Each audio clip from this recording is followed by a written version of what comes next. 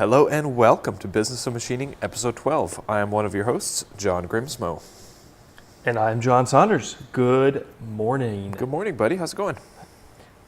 You know what? Great. Like legitimately great. Ooh, legitimately great. I like it. Yeah, and you know why? This could have been, we got like fortunate or lucky in the sense that we had some stuff go on this week that went well. But more importantly, what I did well was actually manage my time and schedule and realistic expectations. It just felt fulfilling. Like, so we have this thing with our Haas where I think it's just our coolant is causing the tool changer to have a little bit of suction. So it sounds like it's a popping noise when it pulls the Cat 40 tool out. And I think, long story short, what it is that when your coolant, has some reverse emulsification or the water evaporates out, it forms a little bit more of a sticky, almost not honey-like, but stickier stuff. Just thick oil. So it's just a question of cleaning that. But Haas was here just taking a look at it. They've been great. The Okamoto surface grinder guy was here. That went great. We had Qualichem here filming. That went great. I had someone here on Monday, and I can't even remember at this point. A new training thing we're playing around with, which I'll talk about later if it happens. And then we did a surface plate party where we had a lapping company come in, and we had folks bring in 9 different plates, and we all lapped our plates in.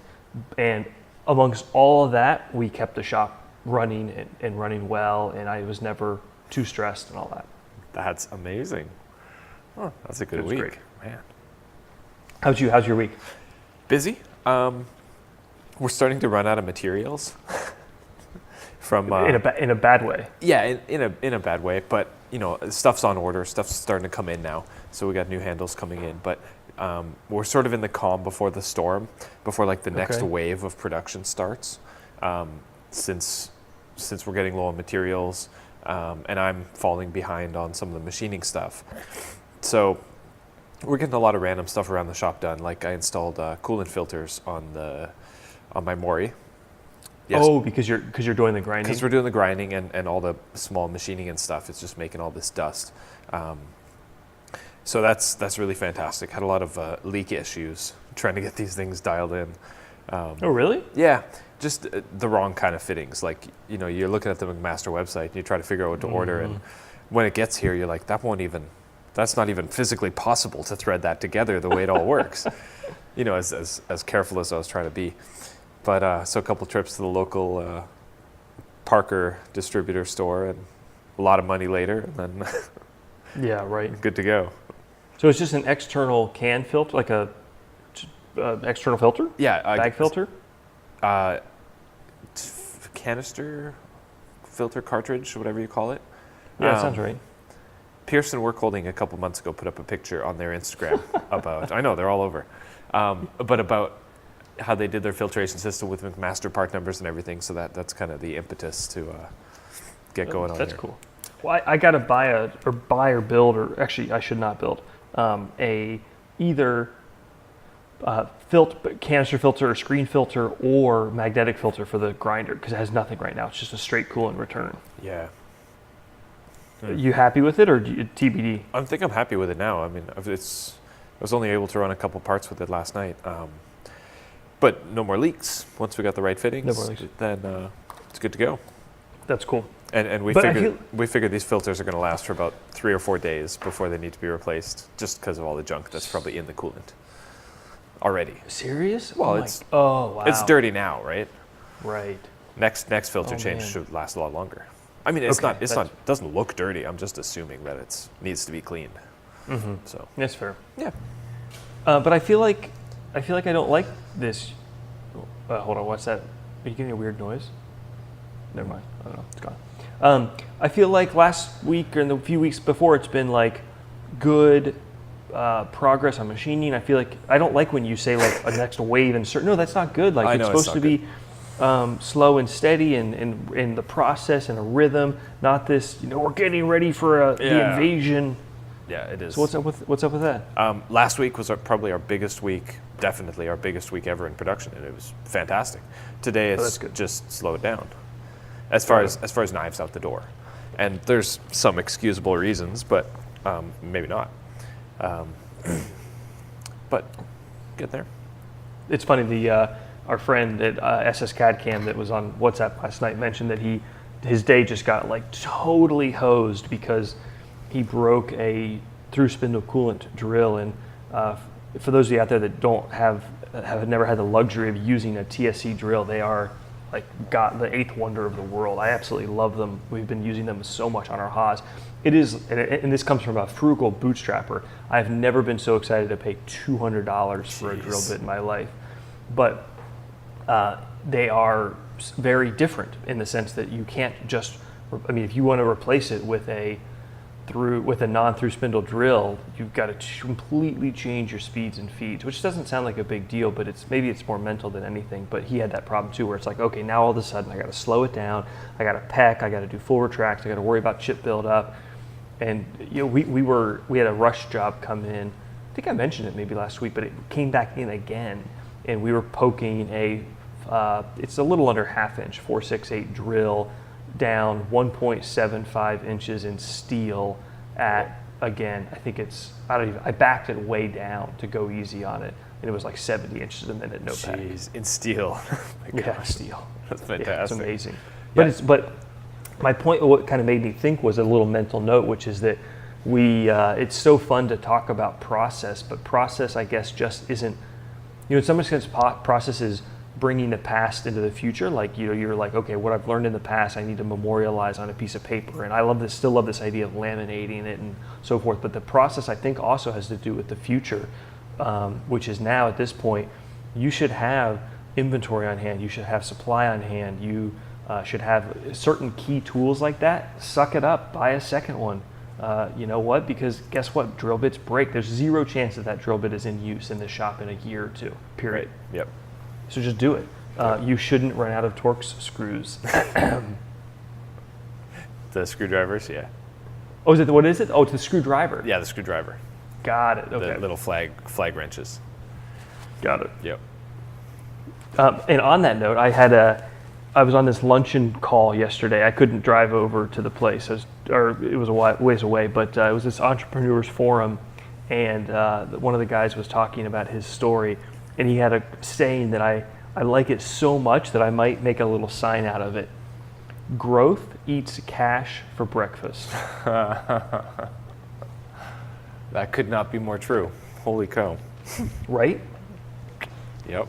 And it's money is fungible, but cash is different. It's cash is investment in equipment, cash is payroll, cash is working capital, cash is there's so many different types of cash. Yep. But growth loves it all. It's so hungry. That's very true. But it was cool. It was they were talking about the E-Myth revisit or the E-Myth book, and I had to laugh because I was like, I know I've read it, but I feel like it's been a while. I couldn't find my copy at home, and I went into my Amazon order history, and I was like, well, let me just see if I bought it, a year ago, and then I'll get mad at myself because it has to be somewhere. And it was purchased on August 15th of 2002.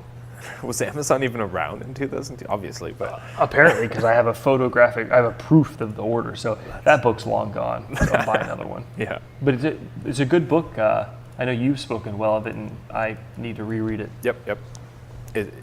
It suits through different phases of business. You got it 13 years ago. You probably haven't read it much since. You'll read it differently now, for sure. Right.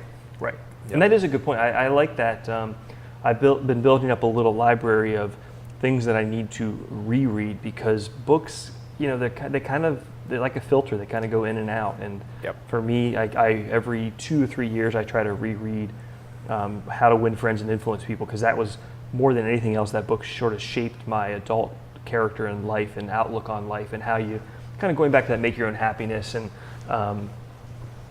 just a big book for me. Yeah, I actually have not read that one yet. I've heard about it a lot. Yeah, I should read it. I'd like to. Yep. Let's see, what else did I do this week? Since I've been talking about it so many times throughout the podcast, the grinding wheel came in last Friday. This was a week ago, and this is the one to do your knife bevels. Yes, this is the one that I've been working on. I mean, I've been working on this grinding project for like 7 months. I feel like I know Lynn at this point. Exactly. And so the wheel came in last Friday after 4 weeks of being custom ordered and custom made and everything. I got it mounted up. I got it trued. It took me a long time. I took my time. And then right at like end of the day, I was kind of rushing it. And I was like, I just want to grind one blade before I go home. I want to see what the finish looks like. And it was the stupidest thing ever because I rushed and I forgot to tell the controller that it's a 2-inch wheel, not a 1.75-inch wheel. And it crashed. The new one was bigger. Yeah, the new one was bigger. And I knew it was bigger, but I forgot to tell the controller. And I'm using cutter comp for all the grinding passes. So it smushed going down, and then it ground itself in. It moved my vise over about 50 thou. Whoa. Yeah, I didn't realize that till the next day. And the wheel's destroyed. Like, I was crushed. John. I'm over it now. That was the one that took like 4 weeks. No, it's like 4 weeks, right, to get it? Totally. I was totally crushed last Friday. And you don't even know if it was. You have no idea if it was good. Exactly. Right. Like, I was never able to get a finish from it. So at that point, you just hit the e-stop and go home, and just like you're done. I'm sorry. But lesson learned. And then I came in on Saturday. What is the lesson learned? The lesson is don't rush and don't think you can do things last minute when they're that important. That's my lesson. I often run into problems when I'm rushing right at the end. I just want to get this one thing done. It's a stupid rule you tell yourself, like I just want to do this, and then I'll be happy, and then I'll go home. But you need to be able to back off and be like, that's going to be there tomorrow. Like it's important. Right. There's no benefit to rushing it now. It's just you tell yourself you want to do it, so you need to make it happen. But it's kind of stupid. Right. So the lesson learned was to just you were too tired. You shouldn't have done it. Yeah. Is that the lesson learned? I shouldn't have gone that last extra little mile and rushed that last little thing. So I should have just set it all up and be like, you know what? I'm going to come in with a fresh face in the morning and check everything. Crush it. And then I probably would have remembered to do it. But I struggle with this though, because like we were filming with Qualichem, and it was just me and Jen Bokamp from Qualichem, and so I had 2 GoPros, 2 digital cameras, and then 2 Zoom audios for the audio, and so 6 things to hit record on. And I've been filming for years. I've got my stuff together. I keep it low stress. I'm casual, and I was like, okay, this going, that's going, that's going, that's going. And at the end of our 2.5 hours of talking, I looked down, and my Zoom audio was on and recording, but my lav mic was off. And it's like, I don't know that I can tell myself what the solution is to that, because I wasn't rushing, I was fresh, and I was going through, I was trying to be methodical, short of making like a checklist for every device. Maybe it's just a bad system because it's just too much, too many batteries, too many SD cards and all that. Yeah. Because it's like so easy for you and me to sit here and reverse analyze these situations when we're not in the moment. But I know what you mean. I mean, I can't tell you how many times I've been like, I just want to go home and think about the next steps now that went well. You're right. Not wait for tomorrow, like with that wheel. Right. Yeah, exactly. Like you just want to keep crunching. But anyway, I came back in the morning and the wheel is like in pieces. It's still attached to the arbor, but it's missing a bunch of pieces. But there's still like a strip of it that, when rotated, is still whole. So I'm like, you know what? So you've got a 2-flute wheel now. Exactly. Yeah, it looks like an end mill now. I'm like, you know what? I'm going to try to grind with it anyway. Just if I can get a surface finish from it, then I can have feedback to send back to Linda, because I don't even know if the composition of the wheel works with what I'm trying to do. So I'm like, okay, next time I'm going to order 2 just in case. But if I order 2 and they don't work because it's the wrong composition, because I never got to check it, then that's another 4 weeks down the drain. Why are you ordering 2? In case you break one more. Nah, you won't. I mean, no, but you know what I mean. To have 2 on hand, like you just said earlier about drill bits. Well, but I would agree with that. But that's because that tool's, you're just experimenting. Exactly. I would order 2 for something that's part of your wheelhouse. Totally. Pun intended. So anyway, I was able to get a finish from it, and it's noticeably better than the old grinding wheel, but it's still, not perfect, but that could be excusable because the wheel is totally mangled. And anything over 4,000 RPM, you can hear that it's out of balance. Like, whoa. So that's true. So it might actually work. So I took video actually of just on my phone real quick of grinding thoughts. I explained it, about 8 minutes of video, and I sent it to Linda, and I showed, this is the other wheel, this is this wheel, and explained it all. And I sent it to her and her boss, and they both got back to me, and they're like, nobody has ever gone to this lengths to work with us before, and like to feedback with us, and we appreciate it so much. And I'm like, this is just what I do, like Right. like value add, I want the right result, and showing video is probably the best way to do it, because you can speak freely. It's not an email, so that worked out really well. So yeah, she's going to make me one the exact same, and then one slightly different, slightly softer cutting, freer cutting, and then I'll get two, and they're going to try to rush it, maybe 2 to 3 weeks. Sweet. So you can't dress it down, right? It's hosed. Smaller diameter. Yeah, it's completely hosed. It's just on. So the wheel is. You said it's a vitrified wheel. It's resin bond wheel. Resin bond. So it's bonded around a solid core, like a steel core that is the arbor. Yep. Aluminum core. It's aluminum. Mm-hmm. So the shank is aluminum as well. Yep. Well, it's not a shank. It's like looks like a donut, like a square-shaped donut. Okay. So then there's a vertical shank that you put into an ER collet holder? No, it goes onto a shell mill holder. Oh, I'm sorry. Okay, got it. Yep. Wow. Oh, that thing's beefy then. Mm-hmm. Cool. Yeah. So I got the old wheel mounted up. I haven't trued it up yet, but be back and rocking today, hopefully, grinding the old way, which is good. Right. It's a good lesson too. You talk about like getting kicked when you're down. It's like that happens, and then you try to recover, and you just move forward instead of taking like literally. That's sometimes where I'll slow as fast. Like I will actually legitimately stop, and I'll go for a walk around my building. Yeah. Just take a one lap and come back in, and then just look at the machine, and that's when you're like, wait a minute, I should sweep my vise in, because so demoralizing if you then start making bad parts, because like you said, your vise is out. Yep. Yeah, because on the next Saturday when I came in to grind with the bad wheel, I was like awkwardly placed with one hand on the feed hold and one hand on the e-stop for like 6 minutes watching this thing take 50 passes, and it didn't touch the entire time because the vise is 50 thou out. Oh, that's funny. So that was funny. Yeah. But yeah, like almost immediately after I crashed it, I was reciting your mantra in my head, like slow is smooth, smooth is fast. Yeah. And it just felt so stupid. So that's okay. It happens. I mean, yeah, I'm totally over it now and realize it's just a silly thing. There will be many more in the future. No, and that's the debate. Somebody was telling me, with the Haas or the VMC, always cut in air first, or set a 2-inch Z offset above your part and run that first. And I'm kind of like, maybe the 50-year-old John will look back at the 33-year-old John and say you were immature and you were rushing, but it's a trade-off. I can't. Yeah. I can't cut. We run so many programs. I cannot cut each one in air. I generally trust my tools. I generally trust my cam simulation. Mistakes will happen, but I don't know. I can't justify the amount of time it would take. Don't get me wrong. We do either option block or single line, single block, and we'll turn coolant off and pause and look at distance to go and stuff. But like, I'm not going to run it in the air every program. Yeah, you got to trust yourself and your experience. Now, if I had a lathe, that would be very different.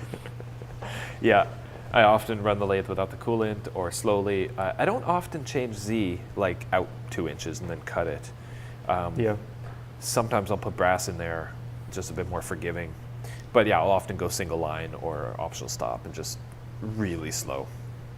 How have you gotten so good at, I know you do some parting, and actually you do some facing ops on your subspindle that are like 3 thou in front of the collet, right? Yep. How'd you get good at that? Very slowly. Ran into a couple collets. Oh, you did? Oh yeah. Use brass collets? Sometimes, mostly the steel ones. Mostly just hardened stainless. Yep. Insert cuts right through it like butter. Yeah. Yeah, just slow. Oftentimes, like on the subspindle, I'll get all the offsets right. I'll manually jog the tool in place, manually pull it down to the sub, and see where the numbers are. And like I can visually see it's 3 thou out at Z0, it's going to work. And then there's that issue of trust. Like everything I see, everything I know tells me it's going to work. So I'll do it slowly, but I'm going to do it. Yeah, that's good. And then it's CNC. If it clears once, it's going to clear the next time. Totally, yeah. That I'm with you there. But boy, I was thinking about how I don't know if it'll ever happen.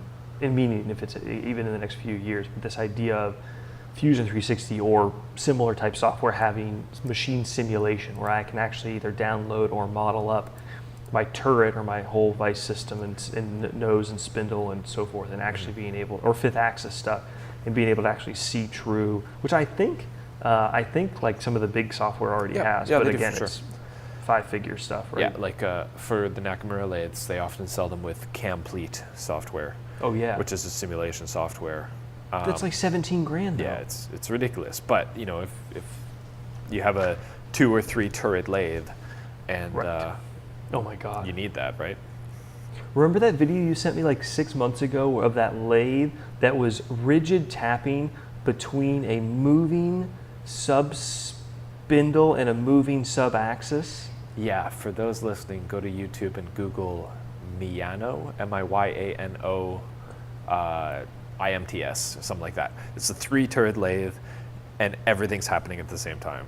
This was insane. It's literally like, think your tailstock, which has a spindle, is running away from the headstock, and while it's running away, a turret on the low bottom side is chasing it with a rigid tap, and rigid or something, right? Or threading. I think that lower turret is both turning on the main spindle and rigid tapping on the sub because the sub is chasing it. It's like you watch that and you're just mind blown, like crazy stuff. Yeah, that may have been one of the craziest things I've ever seen. Yep, I agree. And oh my God, I think they had that at IMTS, but we must have missed it or something. I can't wait for IMTS again. I know. There's CMTS coming up in Toronto this awesome September, so I'll be going to that. Well, for sure. I'm going to PMTS in Columbus, Ohio in a few. Actually, by the time this airs, it's That's probably like a week or 2 away. But if anybody wants to come, I'll be at the Precision Machining Technology Show in Columbus, Ohio. Yeah, you went last year, right? I think I went 2 years ago. I don't know if it skips a year or whether I just skipped it last year. Yeah, those shows are crazy though. Nothing's like IMTS though. Yeah. I mean, I'm excited for PMTS, but I think I'm excited for IMTS because remember you and I had that conversation outside of the who's your distributor, Methods or Elliot Metzger? Elliot Metzger. I feel like we were at Method. Well, when we were just talking about where we were in life and what we were doing in the road ahead, and I feel like that whole conversation is now even different, and that was only 5 months ago. Yeah. Well, you have a Haas now, and you didn't then. Yeah. And that's a big thing. It was a big thing. Yeah. What's on tap today? Today, first thing, I'm finishing up a fixture for my surface grinder. Oh. So all these new handles that we're getting for the Rasks, we decided to save a significant chunk of money by not having them double disked. I thought double disc was cheap. It can be cheap, but the lead time is a lot, and we don't have the time right now to be out of parts. So yeah, we've got 200 Rask knives in material now, but they're way too thick. So I want one side of them to be flat, like not optically flat, but at least flat enough to lay on a fixture without warping or bowing or anything like that. So I made a steel fixture that's got 6 pockets in it for the handles with a little Mighty Bite cam action clamp. Cool. That's just going to hold them from moving, and then we can suck the steel fixture onto the surface grinder and surface one side of the titanium handles because they're not magnetic, obviously. Right. And then from there they can go onto the mill. Is this? I can't believe I'm saying this. Is this the darn thing that you were band sawing last night with your Mori on Instagram? Yep. This is you are ridiculous. I don't know whether to commend you because you shouldn't buy a tool if you don't need it and use it, or to just completely chew into you for using adaptive slotting as a way to cut raw material. Yeah, well, It worked out. Oh, it worked out great. And it's something I do so infrequently that. Right. Yep. Although I just realized as we're talking about this, that either need to make another fixture, which sucks, or I did this one wrong. What? Because I put 6 Why? pockets on it for the, let's say, the left side of the handle, but I really should have put 3 left and 3 right. Right. Crap. Can you make it double-sided? Yeah, I was just thinking about that. I might be able to do that, and then you just Add the flip it mirror? over and. Okay. Yeah, I'll just cut the other side. Same thing. Right. Yeah, that won't be too hard. Okay, done. Sweet. It's I had a good. We're working with Peter's Heat Treat on some stuff again, and I mean I don't know them from Adam. I probably sent them 7 jobs in the last year or 2, small jobs, and it's interesting because there's this kind of like I have this mindset in life where it's like you're always selling yourself on in this case even though they're a vendor. So in theory, somebody could argue that they're selling their services to me, but I'm like no, I have to sell them on why they should help me. In other words, not just send in a PO with a part and have it come back, but have them become invested in the process with me. And it's been so helpful because it's just, and I want to figure out how to do a chip break video on it because I don't know that it's always easy to articulate, but it has to do with showing them that you're real, you're a good customer, and what you're having them understand what you're trying to do and why it's something that they should care enough about to have. I really only mean a 8-minute conversation, but an 8-minute conversation with a guy who's done this for 20 years is so valuable. And we talked about all these different processes. Why I even called you about asking you about some of your processes, trying to just be an entrepreneur, which is kind of tap into your network to get smart. But I guess what I'm trying to say is too often I see people who are greedy or overzealous, and they take advantage of that too quickly, and they basically become annoying. They call and they want to talk, and it's all me, and you help me, and you got to kind of figure out how to make it a two-way street there. And obviously, I have nothing to offer Peter's Heat Treat other than business, right. But making yourself different than the other customers that call in, so that you build a relationship. It's like what we talked about, just building a relationship. Yep. Adding value in any way that you can. Yeah. Yeah, like as I'm dealing with Linda for the grinding wheel, the value I can add is the experience I'm learning throughout the process, and taking a quick video of how I'm using it, and this is a new application for them, and et cetera, et cetera. Right. They're excited about the project. Exactly. I didn't even think about this. That is exactly the perfect. You are invested in it. She's invested in you. You've it's such a good example. That's becomes a good partnership when both people are excited about the project and the result that you're trying to achieve. Yeah. Right, and she is so easy as an entrepreneur or just as a guy who's busy to get tunnel vision. And remember, Linda doesn't have a clue. I mean, sure, Grimsmo knives, they make knives, but she doesn't understand who you are. But she will when she sees your iterative process and how you get invested into it and what you're trying to do. And then I show her a video of me talking and being open and honest and sharing things, and now she knows me. It's like, it's better than a phone conversation. Right. It's almost one-on-one. Similar thing with, Elliot Matsura for my lathe. I'm invested in them and they're invested in me for, they want to see me succeed. They want to see what I'm working on. They want to come to the shop and see the parts that I'm making, and they think it's so awesome. Yeah. I don't really have that with DMG Mori. It's more just like, money changing hands kind of thing. Yeah. No, it's funny. I've gotten to know the Haas AE. He's pretty sharp. He's pretty good, and we talk to each other, and he's helped me out with some things. And then he was like, "Hey, I got to go judge a high school state championship for machining. How freaking cool is that?" And he's like, "You want to come along as a judge?" He's like, Haas normally does it all, but we always look for some people that can help balance it out or whatever. I was like, dude, are you kidding me? Like, absolutely. And it got me actually thinking about a good video to do, which is 10 ways to give back or 10 ways to pay it forward as a entrepreneur, business, or machinist, or whatever you want to call it, CNC guru. Right. So we're going to go up in a couple weeks to Columbus and I guess judge that competition. That's awesome. I thought that, I was excited. That's super cool. Man. And it's cool. I'm doing it because obviously I love it, and it's a good chance to we're going to drive up together, spend more time in the car together. But it's like I'm not just a customer anymore to them. You know what I mean? It's more than that. And that's valuable for both parties. Yep. Fantastic. What are you up to today then? Running the surface grinder for the first time. We ground in a part just to test out a few weeks ago, but we didn't have the coolant set up, and yesterday we got it all done. That company, Reynolds Machinery, that sells them, is servicing it for us, and it was the same sort of story. Like, it was so awesome. Their service tech, who's just such a solid guy, came in, figured out this one little valve that was sticking. Like, he had the confidence to tear into it.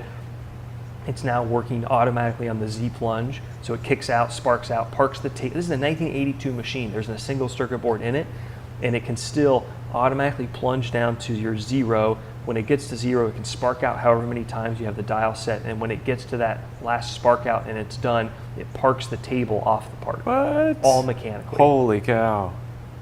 I'll show it to you when you're here for the open house. Yeah. It's freaking awesome. So we got the coolant plumbed up last night. It's working, so I'm gonna, Jared's got a part on the Haas I want to check before we hit run, because it's a big, it's a 34-inch long part. I want to check it. And then I'm gonna go grind it apart. That's fantastic. I'm really I can't wait to excited. see a video on it one day. Yeah, I'm nervous about, we're still using the used wheel that came with the machine, and I really don't like that because I have no idea what I'm doing. Like, I have no idea how to evaluate if I get good or bad results, because I don't even know what the wheel is. Yeah. Everyone says to buy a Norton 46H, and they're not actually that expensive, but I'm nervous because I don't really know how to balance a grinding wheel. So I gotta get smart on that. Yeah, there's lots of information out there. I'm sure Suburban Tool has about 14 videos on it. Yeah, that's true. What size wheel is it? 7-inch or bigger? No, 2-inch by 12-inch. 2-inch wide. 5-inch arbor, 2 inches wide, and 12 inches. It's no Tormac surface grinder, huh? It is not a small machine. Wow, that's awesome. Yeah, I can't wait to see it at the open I'm house. excited. Speaking of which, quick announce the open house. Like, we haven't said that on the podcast yet. That's great point. So Saturday, May 6th, the annual NYC CNC open house. We are welcoming anybody and everybody. You can RSVP at nyccnc.com. There'll be a link at the top to the open house. And the idea this year is a little bit different if you happen to have come in the past few years. Instead of just sort of having an open format where you can come and hang out and talk and meet other people like John Grimsmo, we're going to do a series of clinics this year. So stay tuned. We'll announce it more formally here. Actually, it will already be out on the NYC CNC YouTube channel by the time this podcast airs. But we're going to have, I think, 10 or 15 different of these little clinics. So like John Grimsmo is going to be doing 3 of the same knife making clinics where he's going to talk for 10, 20, 30 minutes, then answer some questions. And so the idea is each clinic will repeat a few times. So hopefully you can kind of pick the few that you are interested in and be able to make it to all of them. Yeah. Yeah, I saw the roster. It looks like CAD CAM stuff, surface, I don't know. Yeah, Robin Renzetti is going to do a talk on how to dress surface grinding wheels. Adam Booth is going to talk about dialing and four-jaw chucks. Mr. Pete Tubal-Cain is going to actually make an appearance, which is, I think, his first public one, which is pretty cool. James Kilroy is going to do an intro to hand scraping. We've got a hand scraper and a biax power scraper where you'll be able to see that, and maybe that might be the only one where we're going to allow participants or attendees to actually use the tool. We can't let people use lathes and grinders at the show for obvious reasons, but I'm really excited. That's fantastic. Yeah, and I'm going to bring wife and kids down too. So excited. Yeah, that's going to be great. Yeah, awesome. Oh, we'll crush it, bud. Sounds good. Have a great day. I'll see you. Bye. Take care.